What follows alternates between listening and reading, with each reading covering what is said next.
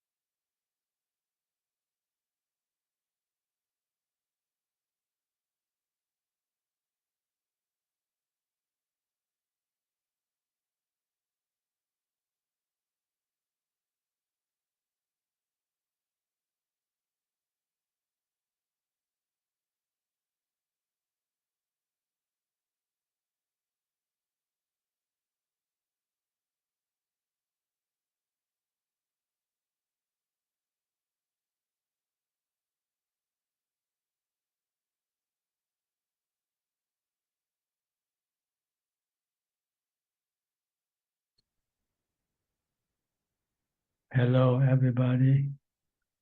Welcome to another Dhamma meeting where we will discuss the Buddhist practices of charity, morality, and meditation. Everyone who is interested is welcome to join. We shall start our meeting with our first participant, who is Felicia Chan.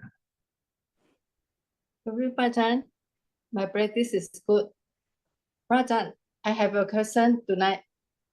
Ajaan, last week you mentioned in jhana to move out from jhana to do contemplation of anicca, dukkha, anatta. Only do outside meditation. May I know what about Sotapanna and above, like Satakami or Anagami? Are they also the same? Yes, you have to take the test. If you go into jhana, you cannot feel the pain or the death of the body. So you have to come out and outside of jhana and put your body to the test, like go to a scary place and see if you can use wisdom, which is anicca, dukkha, anatta of the body. You have to see the body is anicca, is subjected to death, cannot go over death, overcome death. So you have to accept it. You have to do this when you're not in jhana, I think, and when you have to go into some. But you have enough ubekkha from jhana to keep your mind calm and not excited, and you have wisdom to tell you to let go of your attachment to your body if you don't want to have dukkha.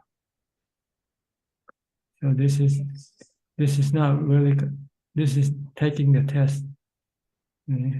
But before you can take the test, you have to constantly teaching your mind to let go of your body. Do your homework first. Prepare your mind to let go when you come face to face with that. If you don't prepare your mind, teach your mind to let go, when you come face to face with that, your defilement might not let you let go of the attachment. Your defilement will want you to cling to the body, attached to the body. So you have to practice doing the homework first before you go and take the final examination. Okay, thank you. Noted. Understand? Yeah, noted. Thank you, Ajaan. Gagian So from Malaysia, Penang. Ajaan, happy to meet Ajaan again tonight. Yeah, I'm listening. Yeah, tonight. Okay, Alvin from Malaysia. Good evening, Ajaan. I don't have any question, just listening. Okay, Professor Ken from Switzerland.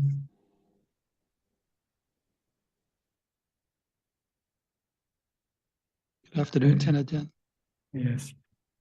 Good evening from here. No question today, just to say I'm going tomorrow to the monastery to stay for a while. How long? Any particular date? Any length of time? I'm going for about 10 days initially, and then I have to leave again because they have quite limited accommodation, and then I'll go back after that again. I see. Good. So it's coming and going most I of think- November. I think the environment will be more conducive to meditation than at home. Yeah, I find it much easier to hold on to the 8 precepts when I'm there rather than at home. Yes. And also maybe maintain mindfulness better. Yeah. Okay, good luck. Okay, thank you. Enjoy Ajaan. yourself. Thank You have to enjoy the practice. Once you enjoy the practice, then the practice will be easy. Mm-hmm. Yeah. If you're not enjoying, then it's going to still be a struggle. Yeah. But you have to Literally, struggle at first. I'll try to enjoy it. Until you experience the result, then you will start to enjoy it. Okay. Okay. Thank you, Ajaan. You're welcome. Go to New Zealand, Anura and Ramya. Good evening, Ajaan. How are you? Yeah. Good. So I have no questions today, but yeah. So I'll be traveling from next 2 weeks, so I thought I'd better join today and listen to Dhamma. Yeah. But Ramya will be here. And we invited one of our good Kalyana Mitra to join today. He's joining from Australia as well. I see. Her name Judy. Sorry? What's her name? Judy? No, Prem. I Prem, think I see. he's in. Yeah. Okay. Yeah. Okay, no question tonight from you No both? question tonight. Yeah. Thank you. Yeah. You have Go question? to Cox. You have a question, Ramya? Yeah. No, Ajaan, I'm listening. Yeah, thank you. Just listening, okay. Just listening Thank you. today. Yeah. I'll go to Singapore and Coxing from Singapore. Good evening, Ajaan. May I ask, for Dana, we accumulate merits because of the we are able to accumulate merits because of the good feelings that we have. And for meditation, we do we also accumulate merits? And if we do so, why is it that meditation we are also able to accumulate merits? Yeah. Well, merit is the result of having overcome your defilements, eliminate or reduce your defilements. When you do dana, you have overcome your greed, your attachment to money, to wealth. When you let go of your attachment, your mind will become calmer than before. And this is merit. Our goal is to calm the mind as much as possible by various methods. Charity is one, morality is another, mindfulness is another, jhana is another, and wisdom is another. And they all vary from their ability to calm the mind down. The lowest is charity, the higher is the morality, and higher than that is mindfulness and meditation, and the highest is wisdom. So these are all merits. These practices will give you a calmer mind. Your mind become more peaceful and calm. The result of letting go of your cravings and your attachment. Then when you do charity, you're letting go of your craving for more money. If you crave for more money, you cannot give. But if you give, it means you reduce your craving for more money. And your attachment to money also. You become less attached to money. Morality, you reduce your craving to hurt other people. When you're angry, you want to hurt other people. Or when you're hungry, when you're starving, you want to steal something from other people. But if you have morality, then you can stop these cravings. So your mind becomes calm. If you break the precept, your mind will become agitated and not happy. So you can keep the precept, then you can keep the mind calm and happy. Just merit also. And same way with meditation. This you get 100% calm, but temporarily. You stop the defilement completely, but not eliminate it. Just stop it temporarily. And with wisdom, you can stop the defilement permanently. Okay, I think you have background noise. Yes, my wife is talking to my daughter. Yeah. Okay, is that clear enough? I will contemplate over what Prajan said. Okay, Yeah, thank you, Prajan. I'll go to India, to Rajat. Where were you from again? I forgot the town, the city. Mumbai? I'm in Delhi, Ajaan. Delhi, in Delhi, okay. Good evening. Good evening to you. Anything you like to ask? Yes, I have two questions. One is, I have been noticing a lot of synchronicities in my life. I also tend to see that the more I look for them, the more I see them. So is it anything special or is it prapancha? How should I respond to them? Can you repeat the question again? I couldn't quite understand at first. Well, I've been noticing a lot of synchronicities and coincidences happening in my life. Mm-hmm. And, one way of responding to it is thinking maybe it's my, Dhamma practice or something. Is that the right thinking or is it merely prapancha? How should I respond to such things? It's merely accepting it for what it is and don't have to interpret whether it's from what happened because you don't know the source really. So just take the thing at at face value, take it as it comes and try. The important is how to deal with the situation more than how these things come about. How to deal with each incident when they come up. Or you can use it as a experience for you to maybe you can predict something in the future.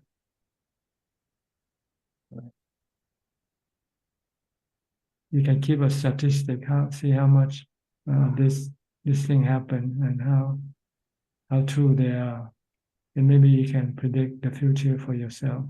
If something like this happens, what's going to happen? But otherwise, it's not so important. What's important is that you should be able to deal with everything that happens with equanimity. The Buddha said, what you see, just merely see. What you hear, just merely hear. Don't worry about how they came about. Just know how to deal with them by merely accepting them for what they are.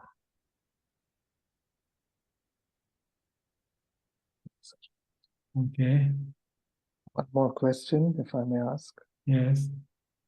How do I respond to a person who tells me that he has gained stream entry, that he's a Sotapan? This is sadhu. Congratulations.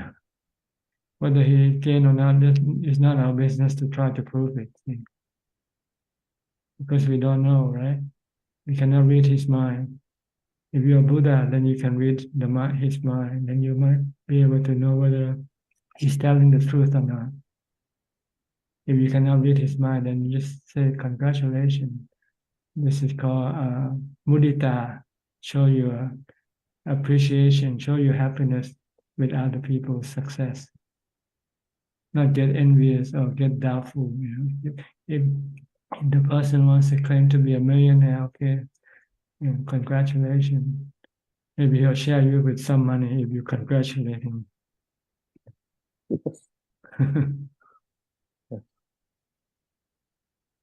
Okay. Yes. Thank you, Ajahn. Okay. I'll go to Malaysia, to Philip from Malaysia. Good evening, Ajahn. Hope you're doing well. I don't have any questions tonight. Glad to be listening in. Okay. Go to California, Stalin. Okay. Can you hear me, Ajahn? Perfectly good. Okay. First of all, may I cannot say happy birthday, but the coming birthday of yours. Birthday are never happy. Birthday are suffering. Yeah, I know. But what I want to say is, you should say, make good use of your birth. This is the best wishes. Make good use of your birth. Yeah. What I want to say is, we are so grateful for the birth of a noble one, which could be of great, immense value To all of us. to everybody who follows the Dhamma. Okay, may your birth also be useful, bring you peace and happiness. Yeah, trying. Thank you. Do you have any questions? No, not any questions. That was the main reason he came today, but I have no questions as such, but I have observations, but I don't know whether I should talk about it or not. If I have your permission, I will talk about it. If it's not too long, you can make it brief. Yeah, I try to make it brief as much as possible. Okay. Most of the time, anatta is always referred to as no self. But the nature of duality is that you cannot talk about no self without self being there. So if you talk of no self, then there has to be self. Not necessarily. You can be talking. You can be talking, and it's not you who is talking. It's just a talking. Yes. There's no one. There's no one who talks. They are just talking. They're just thinking. They're just knowing. But there's no one behind this talking or knowing. It's our delusion that creates this someone doing this thing. Actually, there's no someone doing it. It's just nature work. It's a work of nature. Thinking is a work of nature. Knowing is a work of nature. I understand that, but what I'm saying, if you use the concept no self, then there has to be a self. That is in the Dvaitanupassana Sutra, in the Sutta Nipata, he very clearly talks about the duality. So you can't say long unless there is short accompanying it. You can't say dukkha unless there is suffering there. So therefore, the Buddha comes into the center where he does not, never says about a no self. He only says, if this, is this body permanent or impermanent? If it is impermanent, then can you consider it as no self? So therefore, he avoids both sides, because in Nibbana, both are not, both concepts are gone. So in the center, there is no talk about a self. So therefore, my idea is that better than self, if it is referred to as no specific entity or no substantiality, that goes with the anicca, which can be applied universally, even to a tree or to a mountain or anything, because you can't talk about a no self or anything like that. no specific entity. There is nothing there that you can say, here it is without any change. That's my idea about it. That's what I wanted to present. Okay. The important thing is your body. You have to treat it as not yourself. Because if you treat it as yourself, then you can get stressed. If you, Yeah. so you just look at your body and how you treat your body. If you can treat your body with peace and calm, with equanimity, then you're doing the right thing. But if you still feel stressful or worry about the health of your body, then you are still delusional. You still think it's your body. The other way about looking at it is that all mental arisings or sankharas, they are dependently arisen. There is nothing, every thought is dependently arisen. If it is dependently arisen, then it is subjected to anicca, dukkha and anatta. So if it is subject to anicca, dukkha and anatta, then any thought that arises is not real, is false. So therefore this very idea of self is false. It doesn't matter false or true. It's a matter how you treat what you have with what you are having right now. Whether you can look at it as having it's not yourself, not you or not. Like your body, your house, your money, all these things, you have to look at them as not belonging to you. This is why I say that any thought that arises will always be accompanied by capital I. So therefore, all those thoughts that are coming for the non-arahant, all those thoughts that are accompanied with capital I is false. Therefore, you see the falsity of self. Yeah, your body is false. It's not Yeah. you. Okay. Your house is false. It's not your house. Except for the knowing, the chitta. Yeah, okay. So you should not feel worried about your house or your body or your possessions.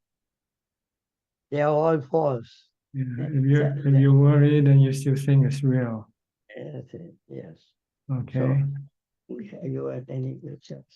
Just to say, so grateful for having to listen to your Dhamma. Yeah.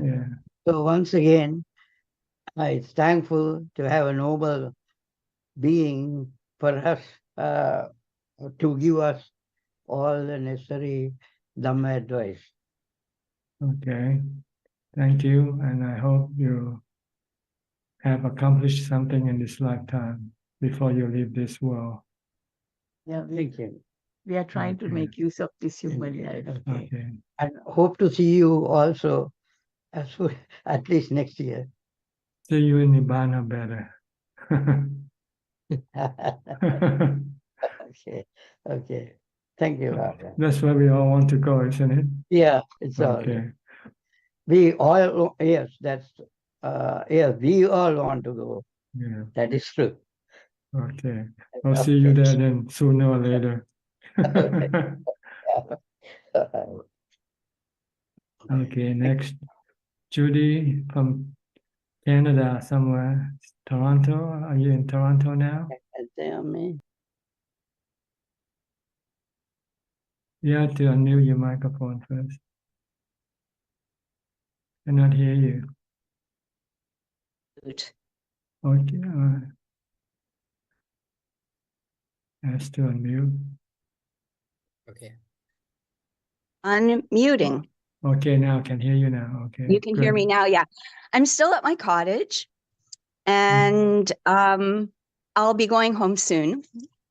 But I guess I just want to say that I'm really meditating more, but it's not like a goal to meditate all day. It's because it's dark now. There's nothing much to do. Like I used to swim and kayak and all kinds of stuff.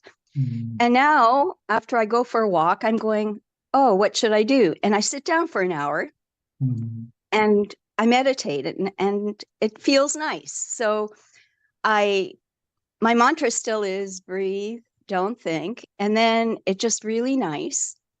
And then when I want to get out of it, I count my breaths. I do count my breaths. And I say 100 breaths. It's usually 5 to 10 minutes if I do 100 breaths. But then if I count it to 10 and I don't feel like counting, I stop. And if I remember where I was, I continue counting. But if I don't remember where I was, I start over. So sometimes it goes well over an hour because I say, well, I should at least count to 100, which means an extra 5 to 10 minutes.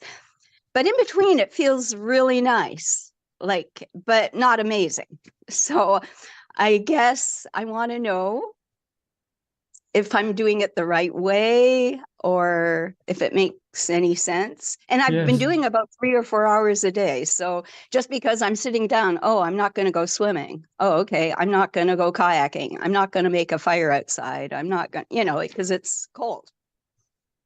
Yeah, you're right. You're on your way, but only halfway there. You haven't yet got to the final destination, which stilling your mind completely. Your mind become perfectly still, and you'll find peace and happiness, amazing happiness, amazing peace. If you can get to the point, you'll be inspired to do a lot more. I guess so, because when I get there, I'd rather do that than watch TV or do, like if I say, oh, cleaning, no, forget it, or anything else that might need to be done, I'm going, no, I think I just rather sit down.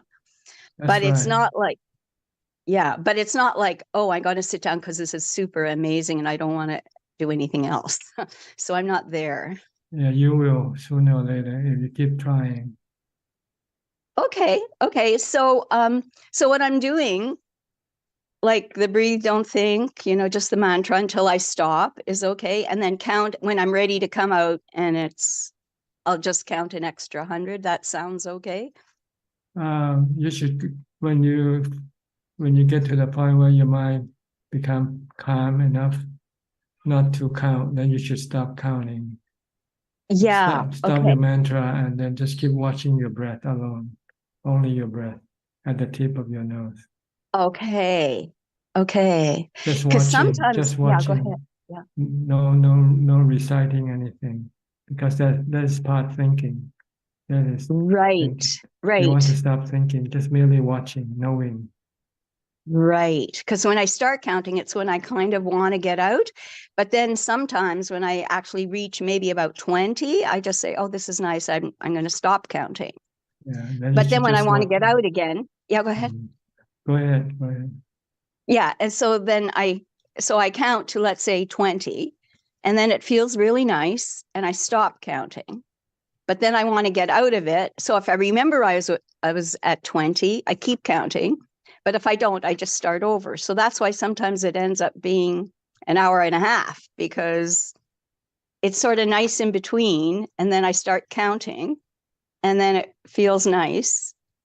But then I want to get out of it. So I just say I'm going to count to 100. So I guess that's my method to go longer than I really want to. But I enjoy it sometimes after, I counted, let's say 20 breaths.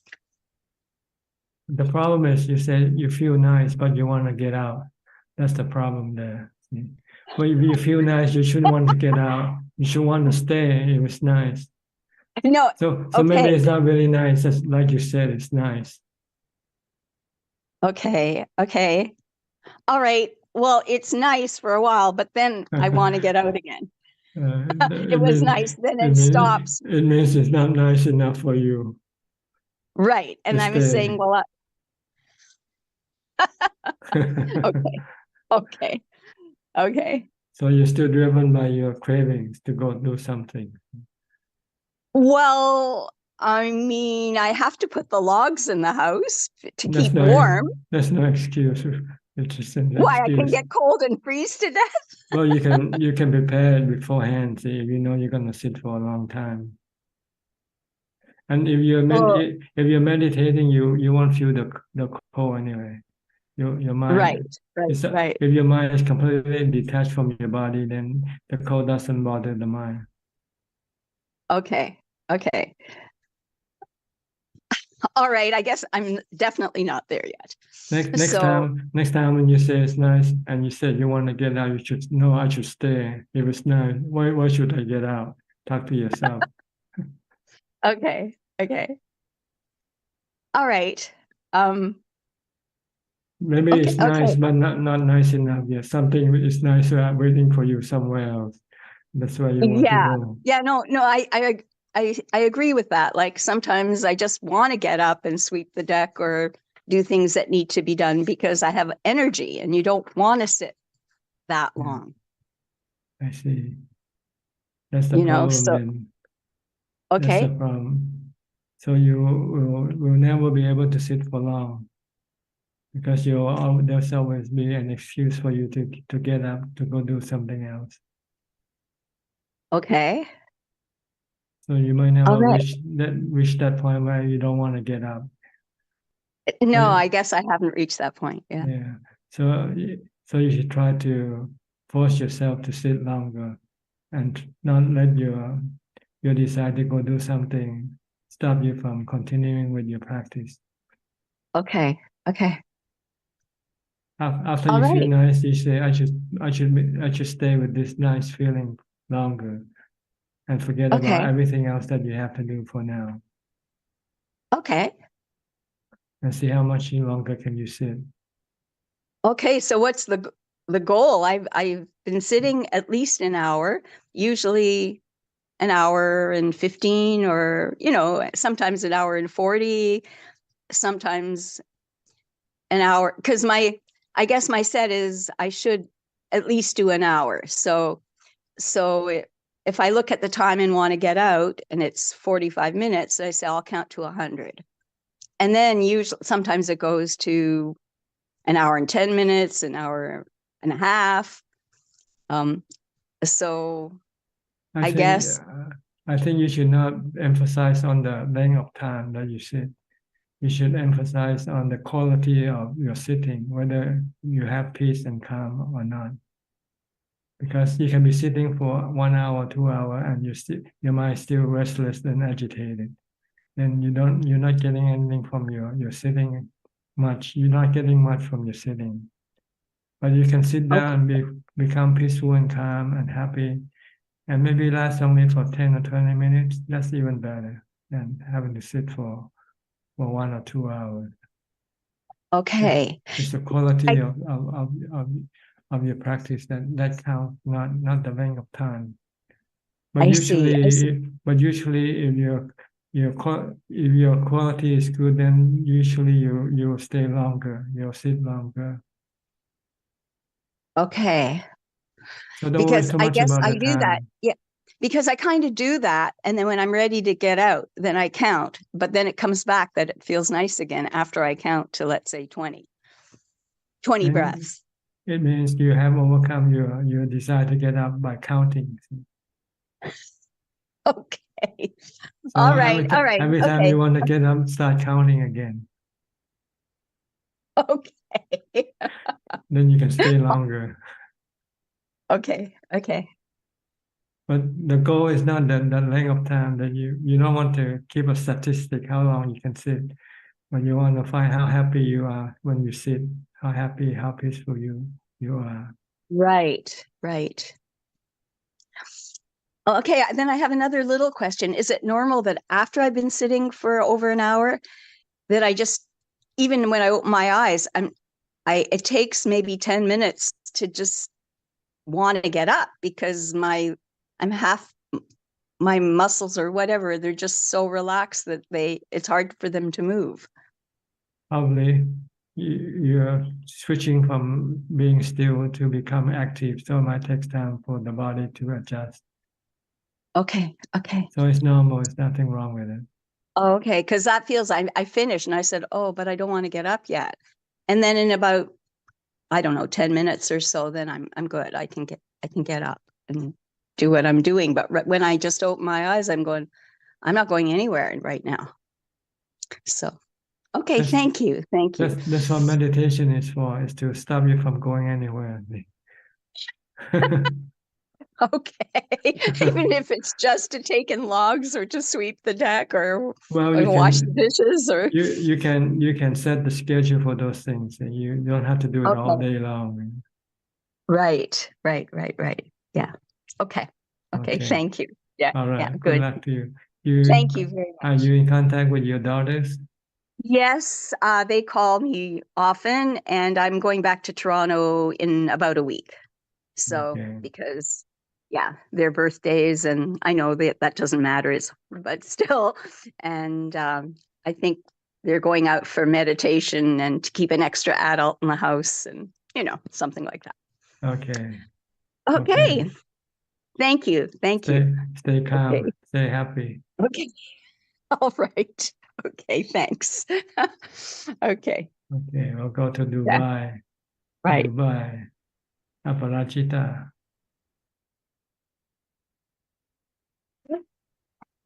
Hello, good evening, Tanajan. How are you? Good?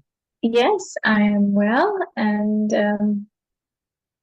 I don't have any questions because sometimes I feel I'll ask you, and then I think, yeah, but he's already told me something. So at this moment, nothing. Okay, just enjoy listening then, okay? Yes, I will just Okay. listen to them. Thank Okay, you. good. I'll go to Levan from Marin County, California. Hi, Dhammatalk. I have a question, but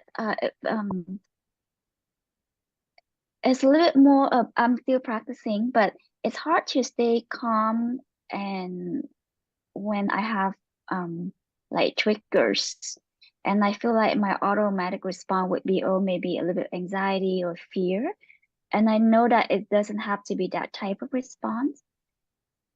So I just wonder, is that probably, I mean, of course, I guess still the ignorant and not understanding. Yes, So your not sure response what is to do. Yeah. your response is due to your habit. You used to respond to things like this.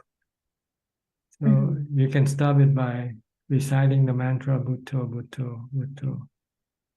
And even better, you should practice reciting Bhutto before things happen. Because then when things happen, you can easily apply Bhutto to the situation. But if you don't practice Bhutto beforehand, when things happen, you might not be able to use Bhutto effectively. So try to use Bhutto before things happen. Try to do the homework or prepare yourself, prepare your mind with Bhutto first. So that when you have to use Bhutto, then you can use it easily. So I in my practice I rarely use Puto. I mostly focus on the body movement or when I'm sitting on the breath. But I think I can sneak some Puto. Yeah, but when you're in situation like you mentioned, the other method cannot help you with it. The mentor can help. I see. Okay, okay. It's not strong enough to help me, so I need to use Puto. Yeah, I see. I see. As a different remedy. Right. Yeah, because I right now I'm experiencing a lot of like physical like health conditions, and even before I have this like medical condition, I practice and it's already hard. But now with the pain and the suffering, it's make it harder. But I'm still trying and practicing, and because I don't want to give up. I just feel like the alternative of giving up is worse than not practicing. So I think that, but then I still feel the opposing forces sometimes pulling me out of that calm and peaceful, mind. So It just means you have to increase more mindfulness. When you feel that you're losing to the opposing side, then you have to recite mantra or do some chanting or something like that. Because the normal method that you use for mindfulness is not strong enough to resist the opposing force. So in general, we can use different techniques to deal with different situations when That's we right. need to. Right. Sometimes Okay. this And method doesn't work, then you sometimes, should okay. try to something else. That's why the Buddha Okay. prescribed Okay. 40 different methods of meditation, of mindfulness, 40 Dhammatana. Oh, okay. Oh, okay, okay, okay. Another quick question is, I know sometimes you mentioned that we focus on the breathing around the nose, the tips of the nose, but I tend to have a lot of tension here. I can focus maybe on the sternum or the belly. Is that still okay? Yeah, I just feel like it worked better for me. Yeah, you just can use try the one. belly, Yeah. you can use the abdomen, but you have to stick to it. Once you choose a position, then you should not change it. If you want to watch your breath and the abdomen, you can do that, but don't switch back and forth. Try to stay fixed with one And point. don't switch back and forth within the section, or Like sometimes you might want to come back to watch at the tip of your nose, for instance. If you decide to use the abdomen, just stick with the abdomen. Okay, okay, okay, yeah, okay, yeah. Thank you, Ajahn. Thank you. Okay, you're welcome. Go to Bangkok, B. Ravin. Hi, Ajahn. Good evening. Good to see you again. Yeah, anything? Yes. I was just an observation from, I think, from the previous discussion. You mentioned that there's a lot of distractions because, especially when meditating, like I observed that it happened to me sometimes when I am meditating, and sometimes my mind starts to wander again. And I find that using a mantra helps, although it's only temporarily. So my question to you, Prachan, is in order to strengthen my meditation, should I focus on using the mantra, or should I focus on just letting go, not thinking when I meditate? Whichever method you can use that is effective to give you the result. You just have to experiment, I guess, trial and error. Because I observe during my meditation, some sessions I'm more calm, and some sessions my mind is more flustered. So I was trying to find an effective way of quelling the mind that's moving around. Yeah, you just have to try a different method to find out which one works for you for that particular instance. Okay. And Prajan, you just mentioned that there are 40 objects of meditation. What are the others? I understand there's the 4 Brahma Viharas and Kasina meditation. Yeah, the 10 reflection, the reflecting on the Buddha, the Dhamma, the Sangha, reflecting on death, reflecting on watching your body, observing your breath. These are called reflection, object of meditation. And Asupa, 10 types of corpses. This also can be used as object of to quell your defilement, to quell your mind, to calm your mind down. But you have to find the right one, because some of them can give you adverse effect if your mind is not prepared or ready for it. They are like medicines. And sometimes if you don't take the right medicine, it can backfire and can cause you adverse effect. So you have to know when you use a particular method, whether it's leading to calm or not. If it's leading to restlessness and agitation, then you should stop using it. Just search for 40 Dhammatana on Google, 40 Dhammatana. Dhammatana.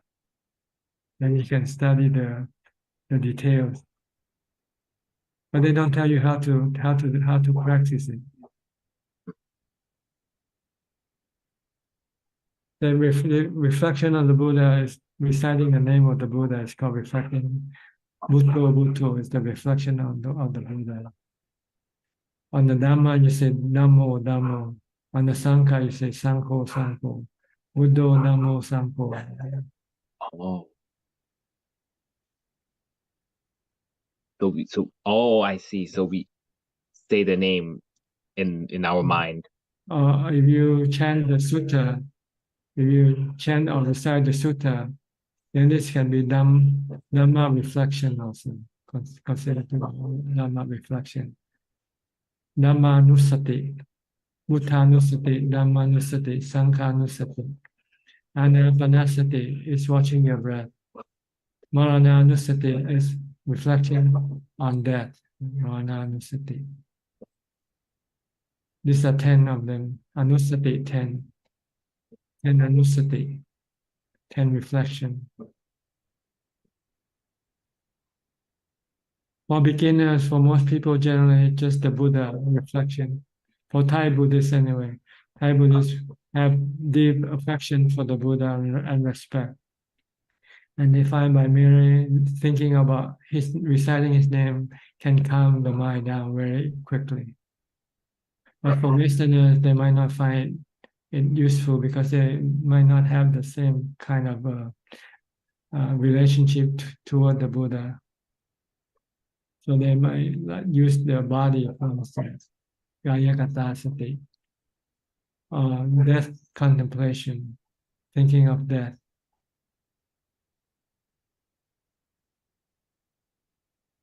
So we only pick one and we stick to it as our object of meditation. Until you find it not, it depends because sometimes the situation change and you might have to change the kammatthana. Like if you're sitting, then watching your breath is more appropriate than watching your body movement. Because when you're sitting, your body is not moving. So you watch the breath instead. The breath is still moving. Sometimes you find that you're not able to watch your breath or recite the mantra because you worry about something. So sometimes thinking about that can stop your worry and calm your mind down. You say, well, you're gonna die anyway, so what is there to worry about? Worry about your work. What happens if you die tomorrow? You lose everything. Yeah. So these are the kammatthana that you might have to try. Yeah. If you have sexual cravings, you cannot concentrate on your breath. What do? You have to do a supa, do the 32 parts of the body. So the loathsomeness of the body to quell the sexual desire. Yeah, the unpleasant parts of the body. When you see the skeleton of a beautiful woman, what you still have sexual craving for her or not? No. Okay. Miss Universe, when you see the skeleton of Miss Universe, you still think she's pretty or not? I think one of your phrase, Prajan, beauty is skin deep. That's right. You have to peel the skin out to see the inside of the body. Okay, these are different kammatthana that you can use to calm your mind down when your mind becomes restless or agitated. It depends on what type of agitation you have. So each kammatthana is like different medicine. If you have headache, you need medicine for your head. If you have stomach ache, you need medicine for your stomach. Same way with the different type of agitation and restlessness of the mind. This is Dharma medicine. Yes. Okay. Yes, Prajan, I will try them out. Thank you for your advice. Okay. Next, Ubeka from Sao Paulo. Alfredo.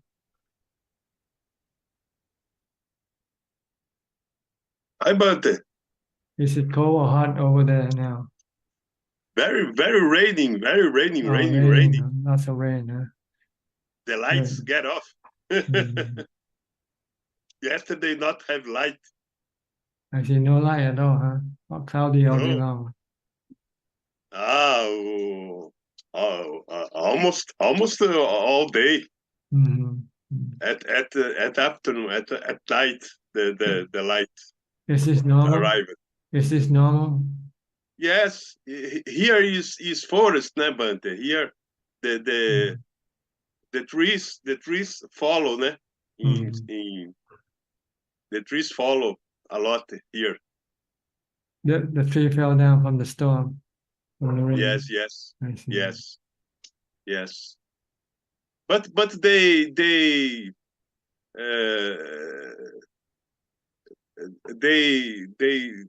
have a manutention. Manutention. They have a control to light. The company of light. I see. Fix that this. Yeah, fix the power line once. Yes, yes. Okay. Oh, but the goal of practice, but is enjoy, né? But is enjoy the practice, né? Yes, you have to enjoy. But before you can enjoy, you might have to go through. You have to sweat first. No pain, no gain. You have to. Yes. Because you have to struggle with your defilement. See? Your defilement doesn't want you to practice. So you have to fight with your defilement until you beat your defilement. Once you have beaten your defilement, then you'll find the practice very enjoyable. Yes. So try to not to succumb to your cravings. When you meditate and your cravings say, let's go watch TV, say, oh no, I don't want to watch TV, I want to meditate. Yes, I don't watch TV. It's difficult. Okay, good. Then you have no problem. Yes. Yeah, the excitement is normal, né? But the people that not enlightenment, the excitement appears, né? Normal for unenlightened people to do what? The peoples that not enlightenment. Yes. The excitement appear, né, Bante? Appear. The excitement. Excitement, like the agitation, restlessness. Yes. Yes. The hundreds is not Bante. Because the cravings, when you have cravings, it makes your mind restless and agitated. You have to go get what you want, do what you want to do. Yes. Yes. So you have to use mindfulness to stop it. Yes. Sati is very good, but it's very good. Yeah. Sampajana. Okay. Anything else? Do you know Gochara? Gochara, where? Gochara. Chara is country, né? Go is cow. Do you know cow? The animal. Cow, animal. Cow. Cow, yes, cow. What about it? Então, the simile of Buddha is Gochara, the country of cow, né? When you are in sati in your meditation, you not agitation with the word, né, Bante? You only on the practice, né, Bante? Not Gochara is the trees Sampajana. The third Sampajana. The first is the goal, né? Enlightenment. The two is a good practice, a good life. Three is Gochara, is in breath, and four anatta, né? Not have illusions. Okay. Sampajana is a way to practice, né, Bante? Sampajana is way to body, né? To control your body, né? No, control your mind, not your body. Oh yes, mind. Body in movement, né? In movement, né? Body you cannot control, but you can control your mind. No, yes. Okay. Yes. All right. Okay, Bante. Okay. I'm trying to practice.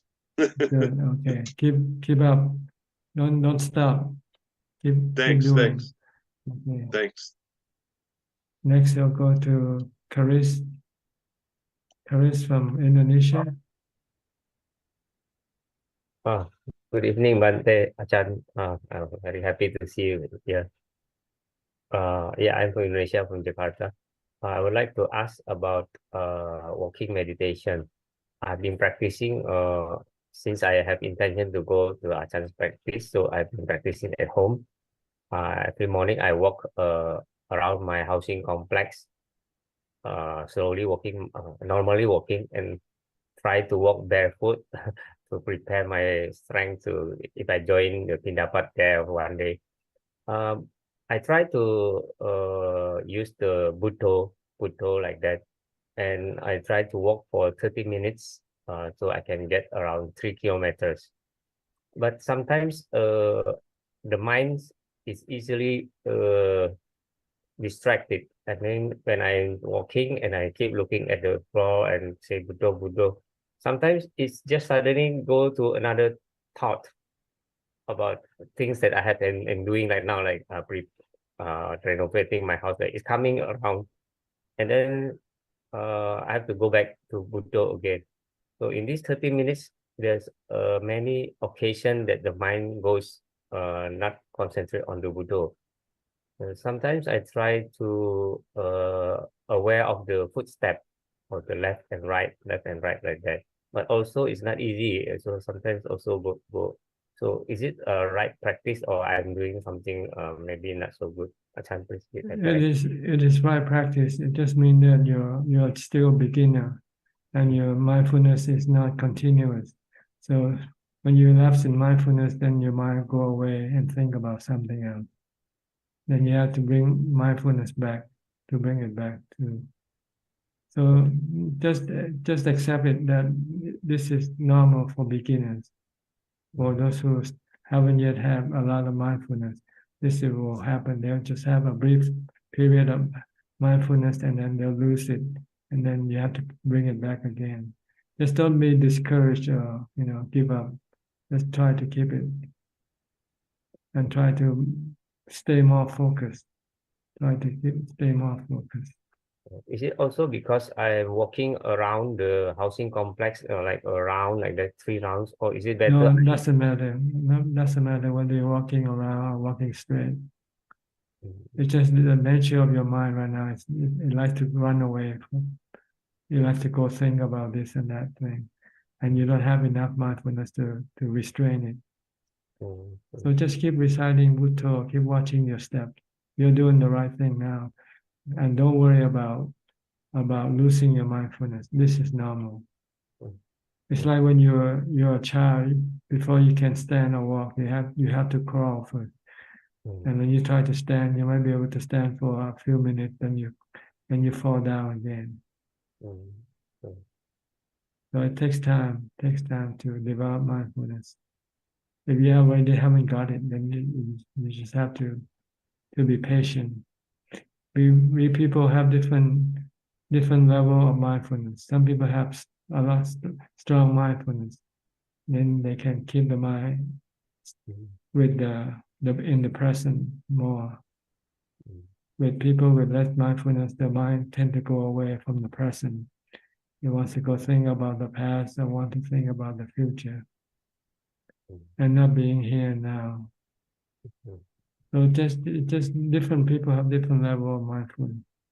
So don't worry about when you hear how easy for someone else to do it and how hard it is for you to do it. Just maybe because in your past life you didn't have much mindfulness, you didn't do much mindfulness before. But you're doing the right thing right now. If you keep watching your body, your step, or reciting the mantra. So is it so I can switch between the mantra Buddha and watching the step like that, or I have to do only one when I'm walking? You can do either one or the other or both. You can walk and watch your step and Buddha at the same time also if you like. And when I'm doing sitting meditation, just now I heard Ajahn explain to Birevin that is it in one sitting when usually I chant first in the morning and then I do sitting afterwards and then I go walking. So when I sitting, is it only the Buddha or watching the breath when the mind goes around, is it better that try to at the same sitting session try to switch to like Marana Nusati just now you talk about? Well, you have to try it out for yourself, which one works for you. Mm. But eventually you want to just watch your breath, if you can, or just recite the mantra Buddha. But sometimes your mind is distracted by something, you might have to use some other thing to bring the mind back. Some people use listening to Dhammatalk to help them to meditate before they can watch your breath. They listen to Dhammatalk. Some people use chanting. So there are different methods that you can reduce your restlessness and agitation, and to the point where you are able to watch your breath or recite the mantra only. Okay, I will try. Thank you, Ajahn. Thank you for the guidance. Okay, Priyal and Indira, your turn. Good morning. Good morning. Ajaan. Nice to see you. Good As evening. always. Good evening here. Good morning there. It's getting dark and cold here. Not much sunlight. Yeah, entering the winter now. Yeah, it's coming. So I had to cover up some of my roses and some of them. You have Halloween tonight, right? Yes. You mentioned. With the chocolates. Yeah. The kids are gone. When the kids were there, it's more exciting because they had you had to dress them and I had to take them around, and it was fun. But now we both are at home. Not too many kids come. I think people have grown up. Like the whole street is more adults, so very few kids come nowadays. So I guess, but we still have some chocolates. Good. Dana, good opportunity for Dana. But Ajaan, I really feel that some houses they've sort of decorated so much. It's almost like, honestly, sometimes I think maybe the beings from those realms get they get attracted. Maybe they are sitting there and watching. Wow, confused. Yeah, I see a mirror of me. What are they doing with? They must like it. It's just a way to entertain themselves, really. That's what they do. People do this thing to make them feel good, feel happy. Exactly. No, what I'm saying is the other beings, like maybe Bhutas, Pretas, probably like the Halloween. Because they say, oh, a lot of our friends are here tonight. Sensual pleasure. That's what people do for. Yeah. That's so true. So true. Yes, but we keep practicing, Ajaan. Thank you for inspiring us towards the path. We are very grateful to you. Yeah, I think that's the happier you get, the more you want to sit, the more peaceful you get. I guess after initially it's a struggle, I feel. I mean, and then once at a certain point, there's a tipping point, like a more transition. Then you feel outside is less attractive and more, but the inside is sitting is more pleasurable. I want to sit more and more, just that feel that pleasing, the pleasant quality of sitting. But your memories will go back and say, no, you go out there. I think saying, oh, that still you have to fix something, you have to do something, and just the defilements are pulling you out. But when you try to do something, fix something, but that's not that pleasurable, but your imagination says that is more pleasurable. But do you know, I mean, can you elaborate on this bit and how we can try further de-sitting, like being enjoying the pleasure? Well, you have to set up schedules for things to do and then stick to the schedule. If you have to wash and clean, do it and get it all over with. And then it won't then be used by the defilement to pull you away from your meditation practice. Like monks, we have our routine every day. So we do something at a certain time. In the morning, we go on arms round. After arms round, we finish eating. Once we finish eating, then we clean up. After cleaning up, then we go and meditate all day long until the afternoon. Then we come out and do more sweeping the temple ground, and then have some refreshment, And after that, we take a shower, wash. And after that, it's all time for meditation until bedtime. So you have to have schedule to do things. If you So you don't, get- then your defilement keep using excuses to do something all the time when you try to meditate.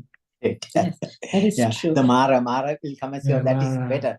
Yeah, say, no, just go and check the flowers. Are they blooming or this is so your Mara is like inviting you rather than this is more pleasurable. I mean, obviously, with time, this becomes more useful for you. But at the same time, Mara is inviting you to go with him.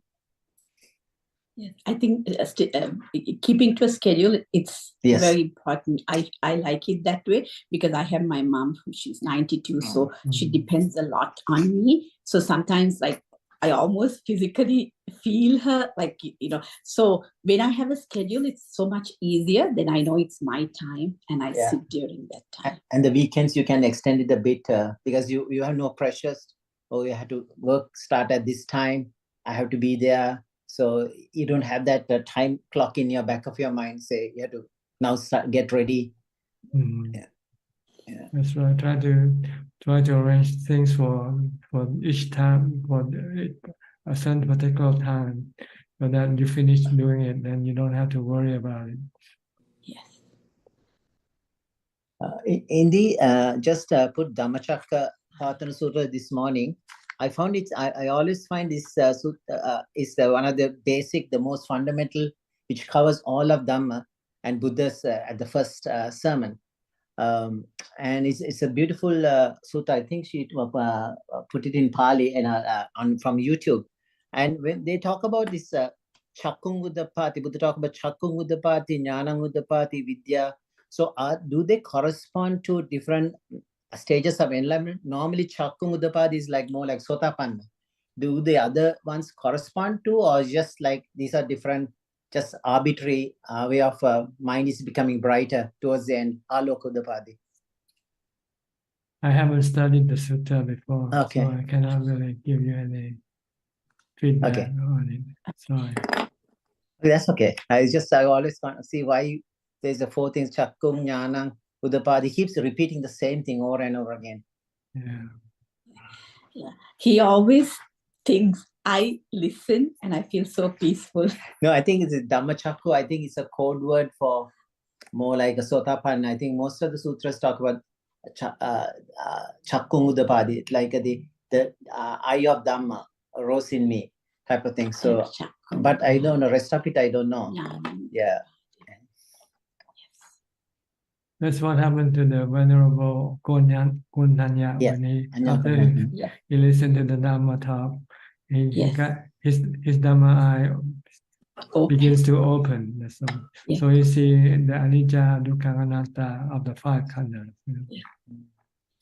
Even Buddha's time, there were lay people like Ugga. This in Sutra talk about Ugga Guhapati, who is, I think at the end he was Anagami.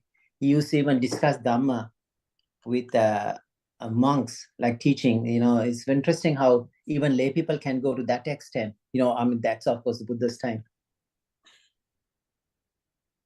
Yes, we all have different level of achievement from our past lives. With the paramis too. Yes. So when we are able to add more, like talking to the wise people like the Buddha and the Arahant, it can really help enhance or increase our achievement even to a greater level, to a higher level. Can fine-tune our engine. Yes. Okay. Thank you, Ajaan. Thank you so much. We don't want to tie you so much. Yes, and happy birthday. Happy birthday. And you're one person that we know who has taken the maximum use of the birthday. So thank you. Yeah. I think the real birth is 9 months before. The birth of a human being is very precious, very fortunate. Precious, that's good. True.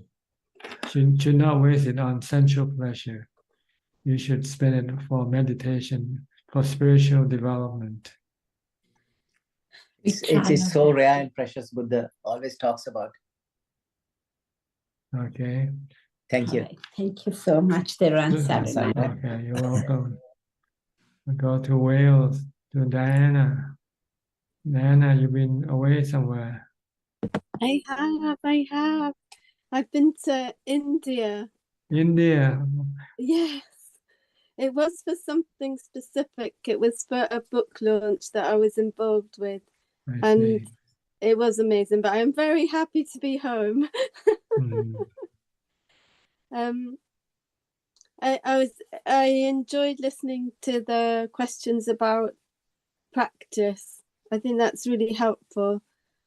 I think the part of practice that I find most difficult to do every day is sitting practice. Yes, it's not easy because the mind always wants to do something. So when you sit down, you're fighting against your desire to get up, to go do something. If you don't have strong enough mindfulness, you won't be able to last for long.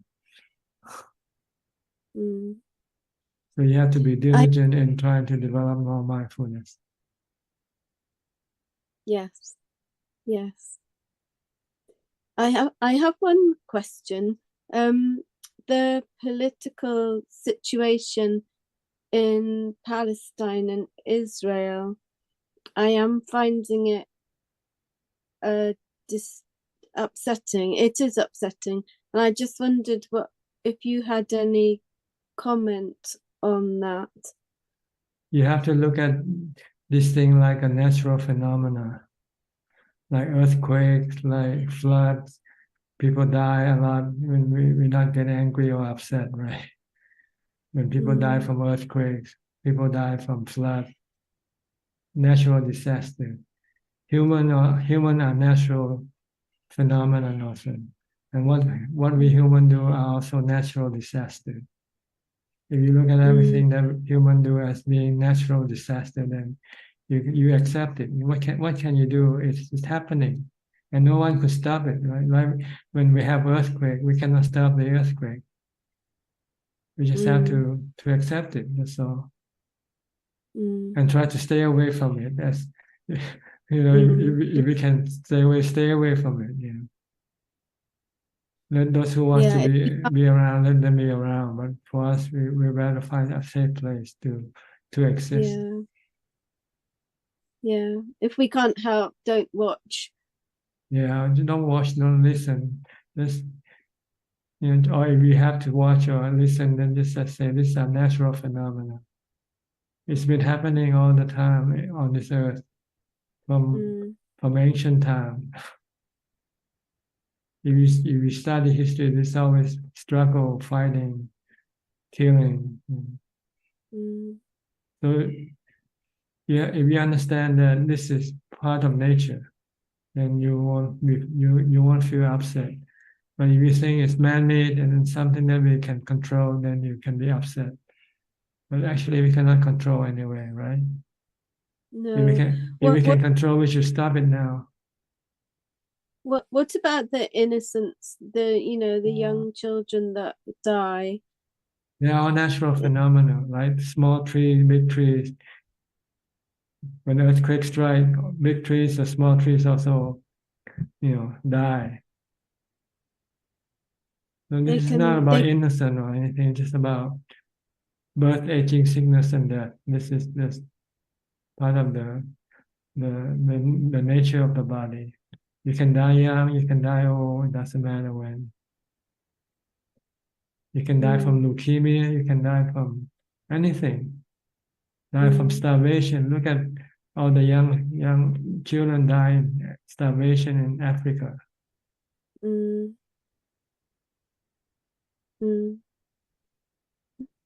If you look at all of this thing as being natural phenomena, natural happening, then you don't feel anything. What can you do? You cannot stop nature. Nature creates and nature destroys. Right? Everything comes from nature, right? The trees come from nature. The body comes from nature. This is nature create. And when nature wants to take it back, nature destroy. So they might come back to a new body next time. Oh, we will come back to a new body, but maybe not on this planet, maybe on another planet, because this planet might not be habitable the next time we come back to. Or there might not be human. There might not be human to have a place we can born as human here. But I'm pretty sure that there are lots of human existing on other planets. It's just that we're not able to contact them. That's all.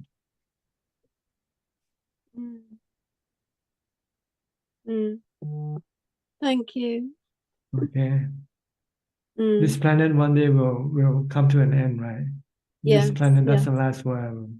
And No. when that happens, what do you feel? You feel bad for the innocent or the young or anybody? Cannot, you know. This is the way things is. You have to understand the law of anicca, impermanence, anatta, natural phenomena. And we're here to learn what we can when we're here, and then that's it. Yes. Yeah, you have learned enough to become enlightened, then you will not be affected by whatever you see or hear.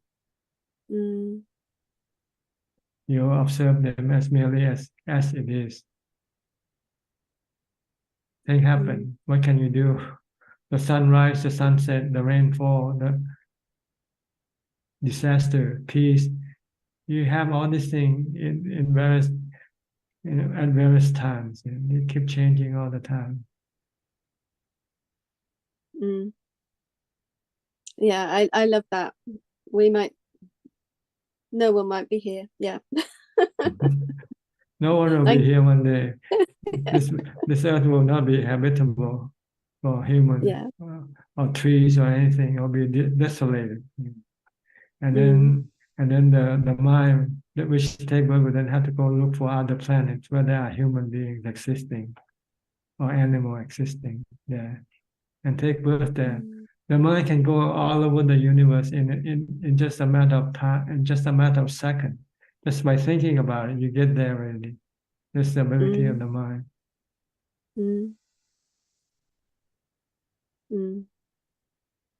So it can go to another galaxy just at a snap of the finger.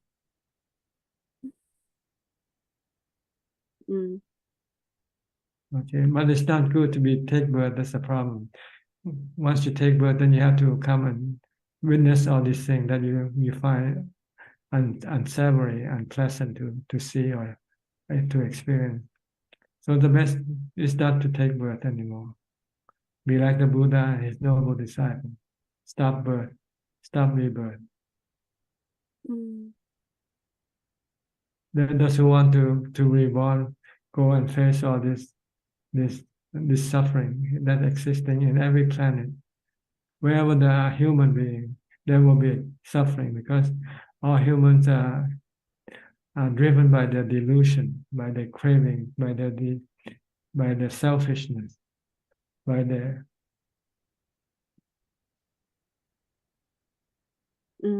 by their desire to do things their way.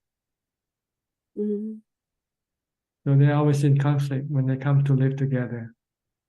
Even husband and wife living in the same house can have conflict, right?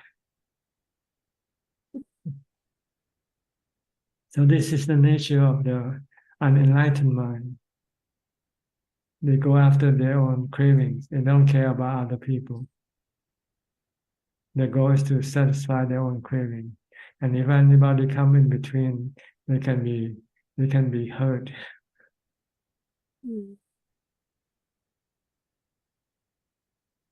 So this is the way it will happen, regardless of where you take birth. You find the same problem everywhere.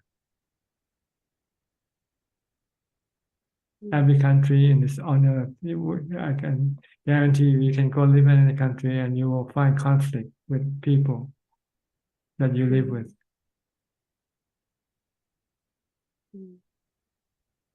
So it's better not to go after things on this earth. Go for the spiritual development better. That you don't have no conflict with anybody except your own self. And once you have overcome your your craving and your desire, then there will be no conflict left in your mind. And your mind will always be happy, peaceful.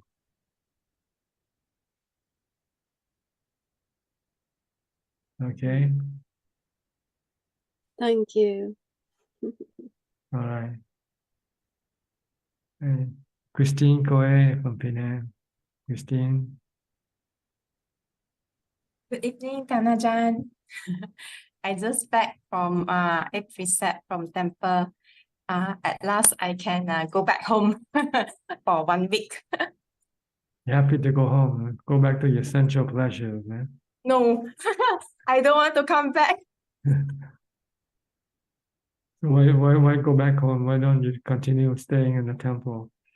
I want to, I wish to, but sometimes responsibility to family and my parents. The Buddha had parents, had family, but he could leave them forever. Why couldn't you? Buddha's parents is king. They are rich enough. What happened if you die today? What happened to your parents? Can they live without you or not? Can, for sure. So don't use them for excuse. People like to use other people for excuse, but in fact, it's their defilement that's the real problem. True, true. Okay. The engine started. I will continue. But I don't feel like I want to come back. I feel staying in temple is like in heaven. Good. Why didn't come back then? Come back to the hell.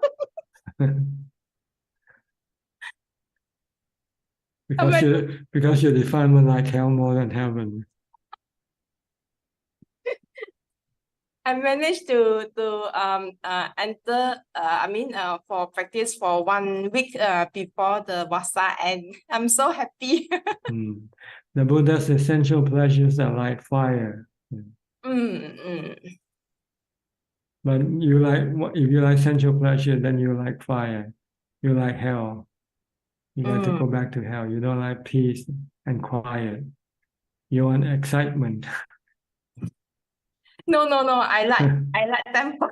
I feel very peace, very peace, happy, peace, beautiful, less of eating, a lot of rest, a lot, plenty of uncountable happiness.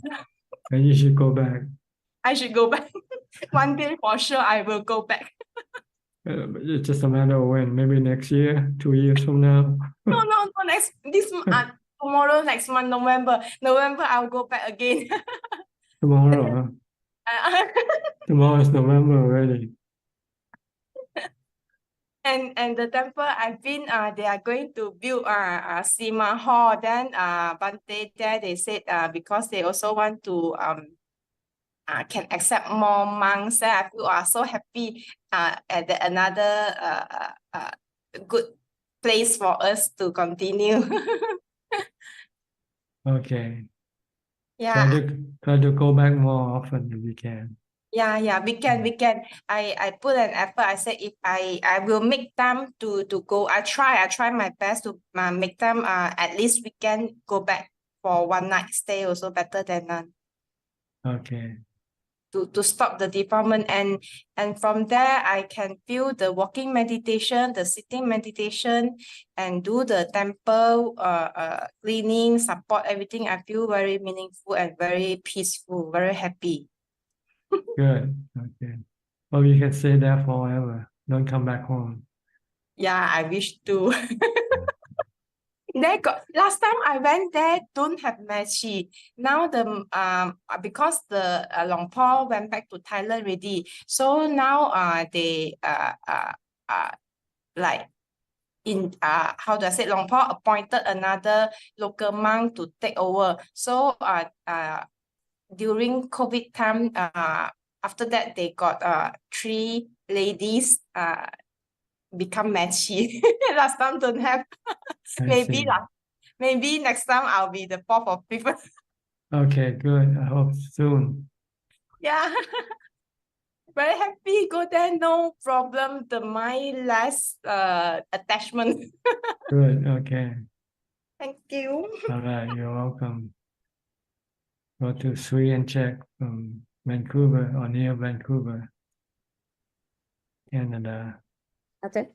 Hello, Tanjan. Greetings. How are you? Good.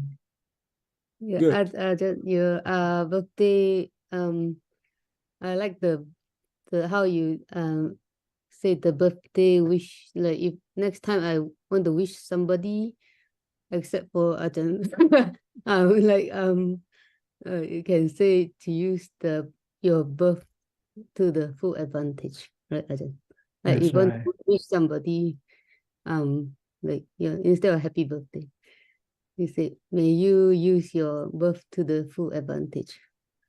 Yeah, but they might think by full advantage by enjoying Sense themselves, of pleasure. sensual pleasure, or making lots of money. Have to say to the right people too. Yeah, you have to say to those people who understand rebirth, Yeah. and understand that birth is suffering. Then you can say that. But otherwise, if you tell them take full advantage, they say, "Hey, I'm doing it now. I'm trying to make a lot of money for myself." Otherwise, just say happy birthday. So any normal. Yeah, just be conventional. Better be conventional. Just say happy birthday. Well, at But least I learned. but here we are not conventional, so we can speak unconventionally here. At least I learned something to say to my Dharma friends. Some of the Dharma friends that I meet here. Look at all the babies. As soon as they are born, do they smile, laughing, or are they crying? Usually, Crying. Okay. Okay. That indicates already that the baby knows I have entered into the suffering world already. Mm. If it's happy, the baby will be smiling and laughing, right? Coming out of the womb. Yeah.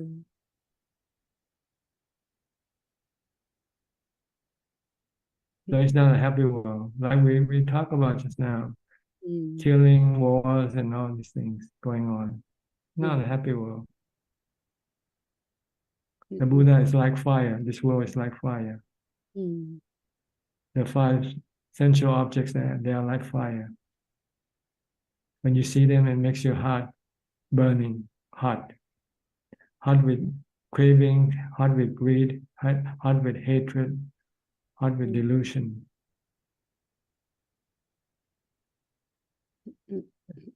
That's why you need the Dhamma practice to cool it down. Mm. The Buddha see this when he became enlightened, that he can see the fire. He taught a group of, I think, monks who worship fire. Mm. And so he used the fire simile. The fire that you're watching is actually the fire of your sensual objects. Mm.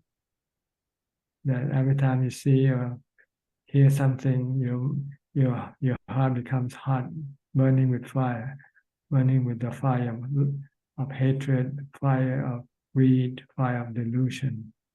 Mm. Like Diana, when she heard about the news and the conflict, her heart is not happy, it's burning.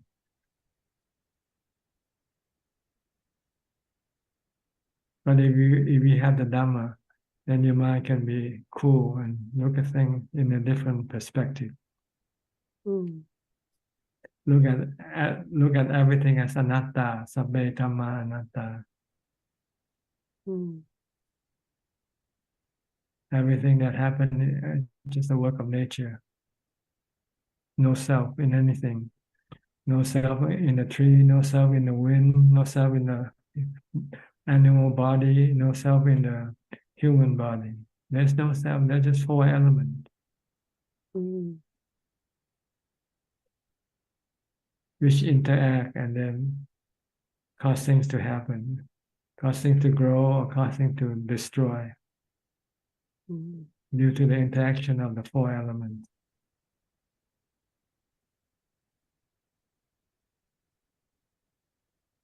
There's no self, no you and me. This is delusion. We live in the world delusion.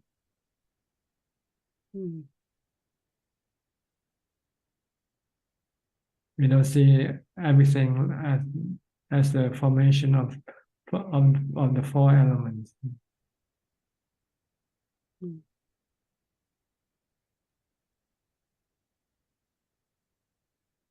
Your body came from the four elements and it will go back to the four elements. One day the four elements will separate from your body and your body will cease to exist.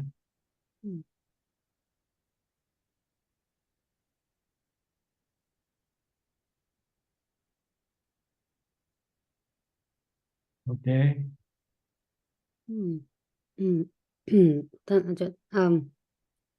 Last week you talked about 4 types of arahant. There are 4 types of arahant. Yes. I'm confused about 2. It sounds like you said and there's a Arahant with special ability and arahant without special ability. The first one is the normal arahant. It has no special power, like psychic power, the ability to teach. And the second one has the ability to recollect past life. The third one is have the psychic power to be able to contact with the spiritual being, like the Deva, like the Buddha when he taught his mother, which was a spiritual being. If you don't have this psychic power, then you will not be able to teach the spiritual beings. And the last one is the ability to explain the Dhamma in a manner that people can understand easily.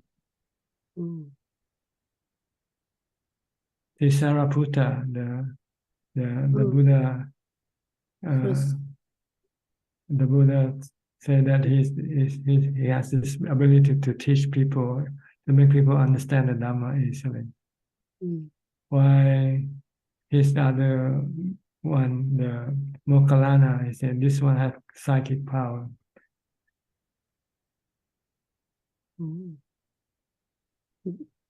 But like be able to recollect past life and be able to contact being from another world, isn't that the same kind of they have psychic power, like, or is different? Yes, same but not same and different. So psychic power is you can contact the Deva, but you cannot recollect past lives. Some have all this power, not like the Buddha. He have achieved all these 4 types, all these 3 types of power.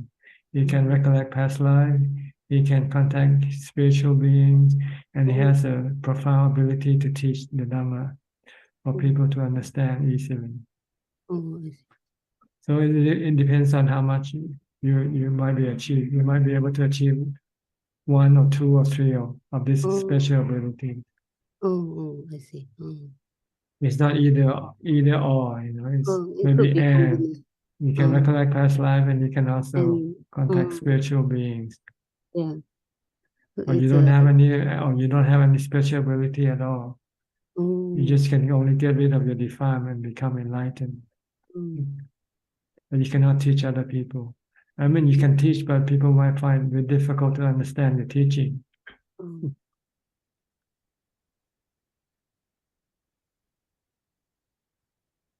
But the arahant that can teach is it's the most preferable one because.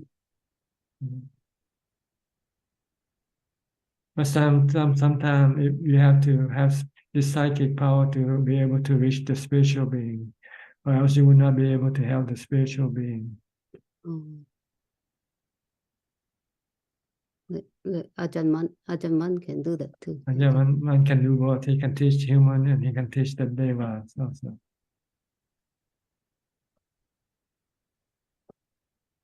but I'm not sure whether he could recollect past life or not. I haven't heard anything about that. I think I heard about magic, sorry. Magic girl. Magic girl, yeah, that she can recollect. You have psychic power. She can contact the spiritual being, the ghost. She the probably people who die or him or animal who die, sometimes they come and contact her, meet her when she meditates. Even when Ajaan Man passed away, his spirit came by to tell her that I have already gone. I'm already dead. She was planning to go visit him the next morning, and Ajaan Man knew. Ajaan Man came and tell her, you don't come see me because I'm already dead. And she was the first one in the village to know about the news of Ajaan Man. No one knew about this until later on when the news eventually spread to the village.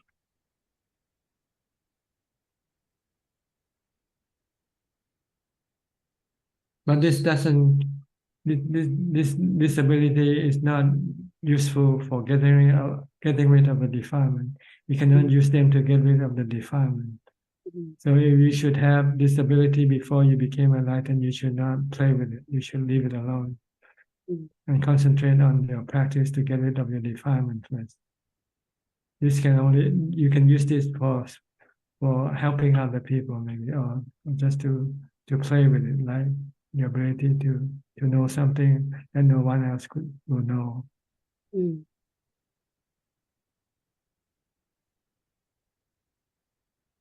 Yes. Okay. Oh, Ajaan, you mentioned like sati or mindfulness is the third spiritual power. No. The ability to explain things, to teach the Dhamma, so that people can listen to, can become enlightened easily, quickly. Maybe give a simile or give a parable or something comparing things.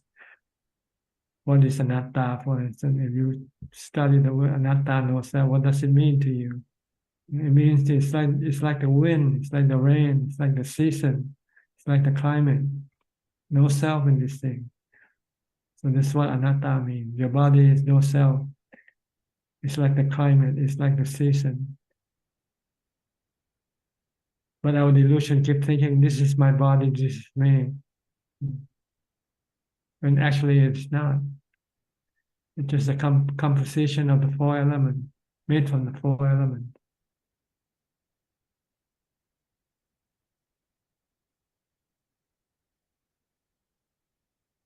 About somebody, if they have scientific mind, they might be able to understand and say, yeah, understand, and let go of the attachment to the body. You cannot control the climate, so you cannot control the body either.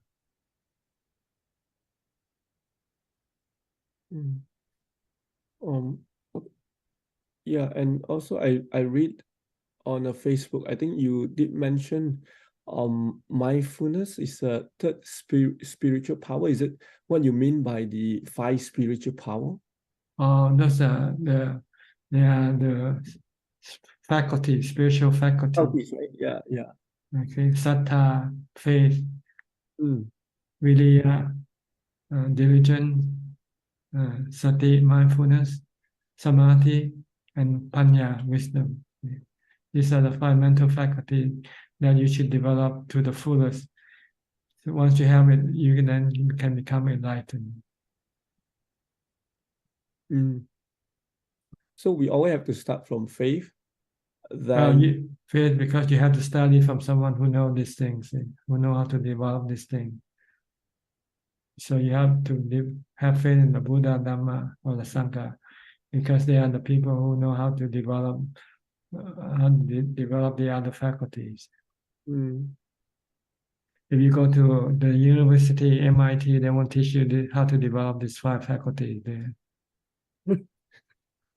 They'll teach you how to study nuclear physics or build a rocket or something. But they won't be able to point you to Nibbana. It's only the Buddha, Dhamma, and Sangha who can point you to Nibbana. So you have to have faith that you have to believe that they can teach you these things. That's why you go to MIT, right? That's why you go to Harvard, because you have faith in Harvard, you have faith in MIT. So the same way you go to the Buddha, Dhamma, Sangha to study because you have faith in them. That's why you come into this class. You have faith in the Buddha, Dhamma, and Sangha. If you don't come into this class. If you have faith in Harvard, you go to Harvard. You don't come to this class. Very few people come to this class, really. Only 60 watching live right now. Not 6,000 or 6 million, like if you see a concert by the Rolling Stone or Taylor Swift. That's because people have faith in the Rolling Stone, so they go to the Rolling Stone.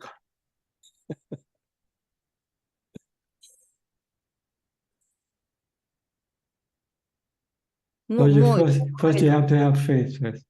You have to have faith. And this come about by chance. Somehow somebody introduce you to their teaching.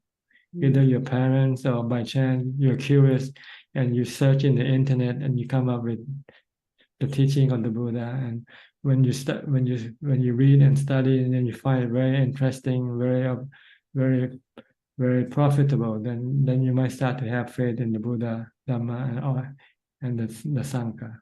Then you want to study more and follow more of his teaching and practice what they teach you to practice. Then you will develop mindfulness, you will develop samadhi, and you will develop wisdom, panya. And when you can develop all these 5 mental faculties, then you have the Maggaphala, the 4 level of enlightenment. As a result. And virya is the effort. You cannot be lazy if you want to become enlightened. People want to have sudden enlightenment by just clicking, just watching something or hearing something and then become enlightened. This is a special case. People who have already fully developed and only just need something to kickstart them, that's all. But for most people, you have to develop all these practices. Mindfulness, samadhi, jhana, and then contemplation on the 4 noble truths and the 3 characteristics of existence.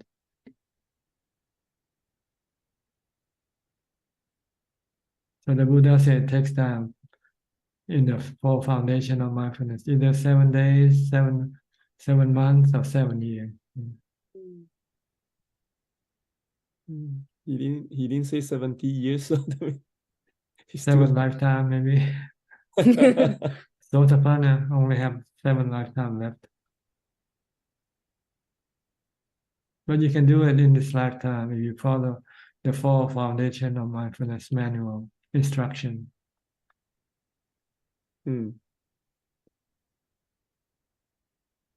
Okay. Thank you. Thank you. Linda from Singapore.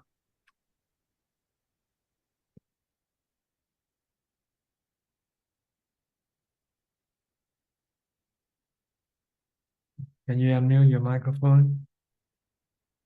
Can I find a place?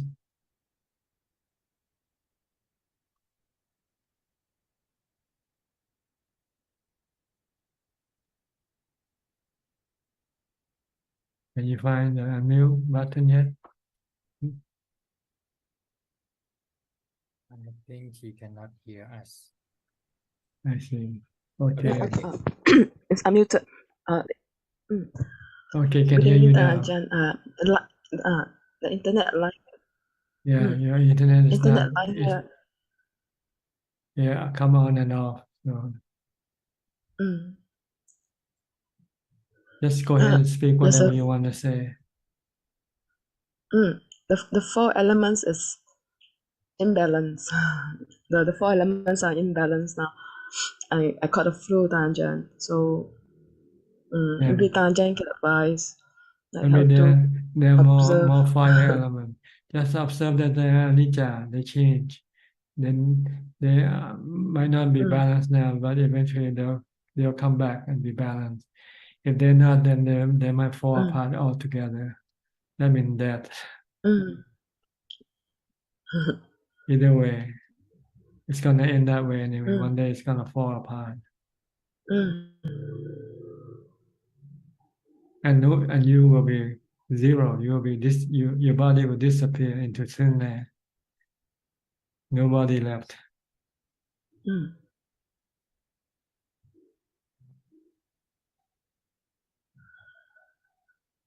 So don't worry about it, because this is the work of nature. You cannot stop it.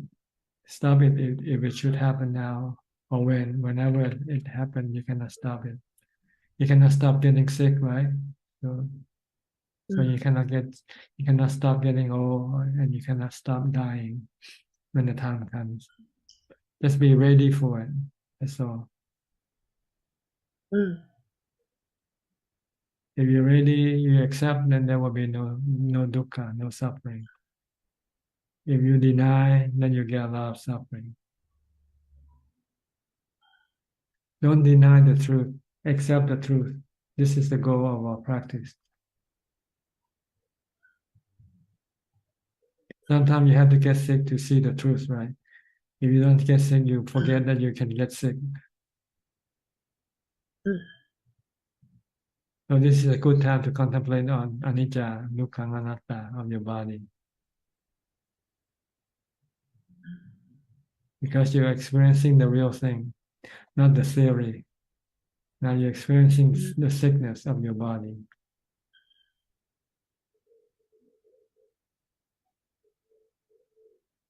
And see how your mind feels toward this sickness.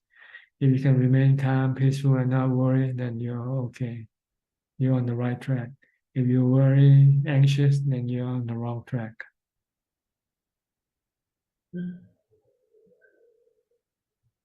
Which track are you on? Anxiety, worry, or peace and calm and equanimity? Both. Sometimes peaceful and sometimes anxious. Feeling like want to get out, like deny, like this, deny, just not fully accepting it.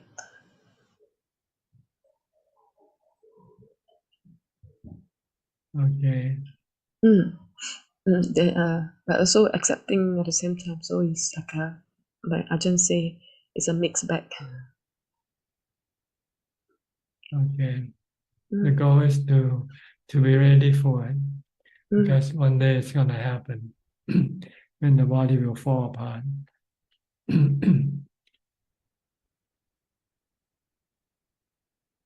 Okay. I think your connection is not so good, so you come on and off. So I'll leave you here and go to the next person. Okay. Okay. Go to Singapore, to Gary. Gary from Singapore. Thank you, Ajahn. Go ahead, Gary. Cannot hear you. Something wrong with your microphone. Maybe you have to unplug your headphone and speak at the computer microphone instead. Unplug your headphone from the computer.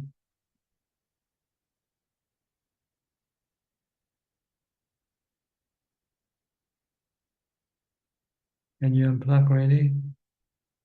No sound coming through. Okay, I'll go to Sulan first. I thought I saw Sulan just now. Where are you? Sulan, are you here? Okay, Sulan. Oh, yes, I'm here. Hello, Ajahn. Yeah, how are you? Good, thank you. And you've been away for a while. Yeah, I was traveling, then I was away for a while. Yeah. Okay. You have anything? Yeah, I want to wish Ajahn conventionally happy birthday. And also, Okay, I'll yeah, accept conventionally. yeah, very, very grateful that you are around to teach us, and also all the good merits that you have done and continue to do. Okay, Yeah. I'll do my best. I'm so happy to see you. Yeah. Yeah, just now hearing you share with the rest, like your voice very calming and very soothing. Gives me peace also. Mm. Okay, good. Mm. No question tonight? Tonight, not much questions. Yeah. Okay, let me go to other participant, okay? We still have a Okay. few more. Yeah. Thank you, Okay. Ajahn. We have our friend Samanji, who just happened to come in tonight. Samanji from Sri Lanka, right? You have to unmute your microphone first. Hello, can you hear me? Yes, perfectly. Yeah. It's so nice to hear you. I have been interviewing you throughout. Like, I'm from Sri Lanka. I'm a journalist from Sri Lanka. Yes. So like, so nice to see you today. I have a couple of questions. So like, maybe can I ask them now? Yes, sure. Go ahead. Yeah. Like now in the Gaza Strip, like a lot of people, so many killings are going on. Like every day, thousands of people die. I just want to know, like, why such, maybe in countries like Sri Lanka or elsewhere in the world, we don't see such sort of killings like on a daily basis. Why are they subjected to such sort of deaths? Are they born to die like that because of their past karma? When people die in millions in that nature, like, how would you describe such a situation according to the teachings of the Buddha? Well, according to the teaching on the Buddha say everybody who are born will die. So it doesn't matter how they die. We all die. That's all. The But when manner that we die doesn't matter much. But when they die in millions, like when all die at once, maybe like. Well, look at COVID. How many million people die? Okay. Worldwide, more than the people die in Palestine right now. It's only a few thousand in Palestine that die. But look at COVID. Did you study the statistic, the number of people who die from COVID? I think they're in the hundreds of millions, isn't it? You have to look at the big picture. The big picture is everybody die. In each country, you have thousands of people die every day from natural causes, from old age, from sickness. Yeah, there are always some type of cause that cause people to die. But they don't become news because they are not sensation, that's all. They're not sensational. But with wars, with crimes, only 18 people got shot and it become a big story. Why, in fact, there are maybe 200,000 people dying on that day on the globe, and we don't make it a news. Okay. Is it not because they have done a lot of bad karma in their past births that they are born in such sort of war-affected areas? It doesn't matter really, they die, because besides we don't have the psychic power to be able to trace all this past action of these people. So we cannot really say anything about it, except that look at the truth, at the real thing, and understand that this is anicca. This is the law of the three characteristics of existence: anicca, dukkha, anatta. Okay. And I have another question, like how would you define happiness in Buddhism? Like on our path to nirvana, like you can't attain nirvana at once, like there's a path that we should follow. Like, so maybe based on that, how would you define the true happiness in Buddhism? Like, Buddhism is calm, the mind, calming the mind by various methods. Doing charity can calm your mind to a one level. Keeping the precept will calm your mind to another level. Meditating will calm your mind into another level. And developing wisdom will make your mind fully calm, completely calm all the time. So these are the practices to bring happiness to the mind, taught by the Buddha. The Buddha doesn't say go on a holiday to be happy. The Buddha says give your money that you're going to spend on holiday on charity better. You'll feel happier. Try it. When you want to buy something, some luxury item you don't need, give that money away instead. You'll feel happier. Yeah. This is charity, happiness of heart. Yeah. And is it okay if can I ask another question? Yes, you can ask as many you want. Yeah. Like now for laboratory testings, like so many animals are being used, like animals get killed for lab testing. Is it like, what's the Buddhist interpretation like? Is it ethical to do so?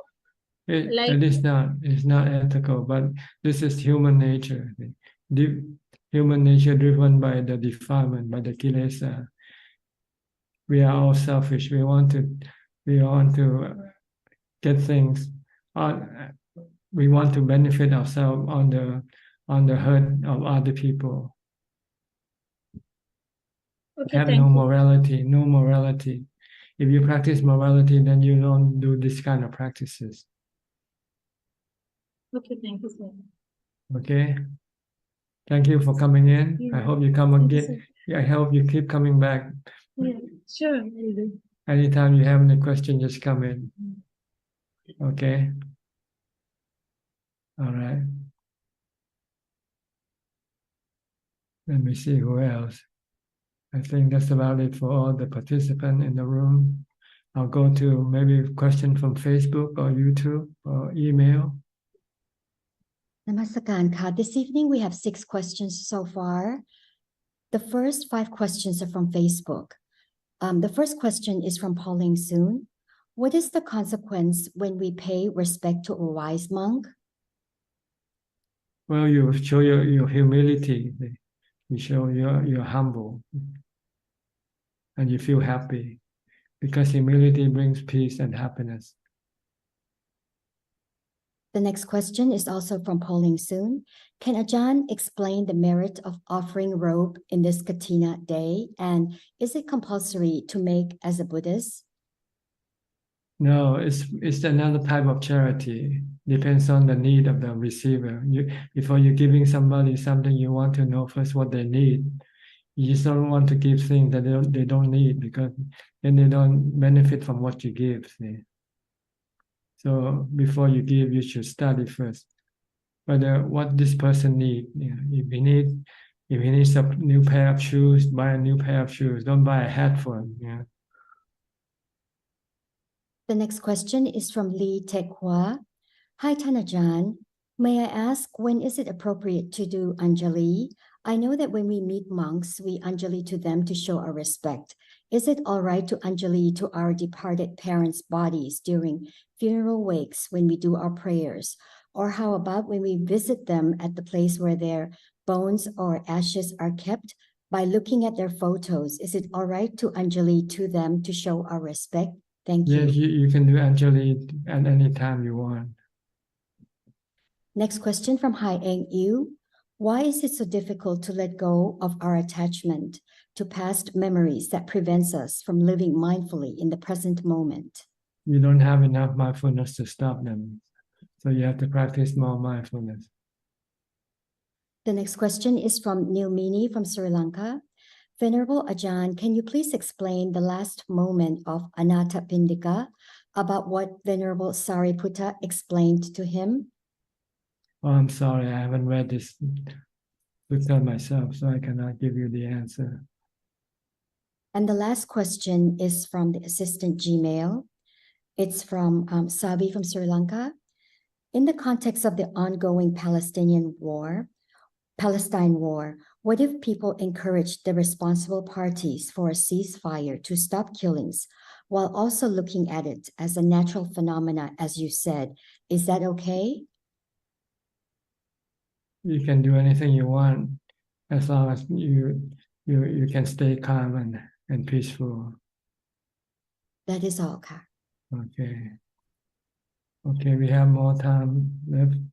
Actually, no, I think that's about it. Right? We stop at 2 hours. It's 21:59. I think that's about it for tonight then. Unless anybody have some urgent question would like to ask, you can raise your hand and unmute your microphone and ask the last question. Okay, I guess not. Well, then we'll call this meeting to an end. Thank you for your participation. I hope this meeting benefit you and help you advance in your practice. In the meantime, please stay safe, stay mindful, and keep on practicing. And if all goes well, I'll see you all at the same time next week. Thank you and goodbye. กราบสาธุ Thank you เจ้า พระอาจารย์ Thank you Thank you. Thank you Thank you, Admin Tanajan. Thank you. Thank you. Thank you. Thank you, Ajahn. Thank you. Thank you, admin. Thank you Admin. Thank you. Bye bye. Thank you. Bye. Thank you, Amin. You.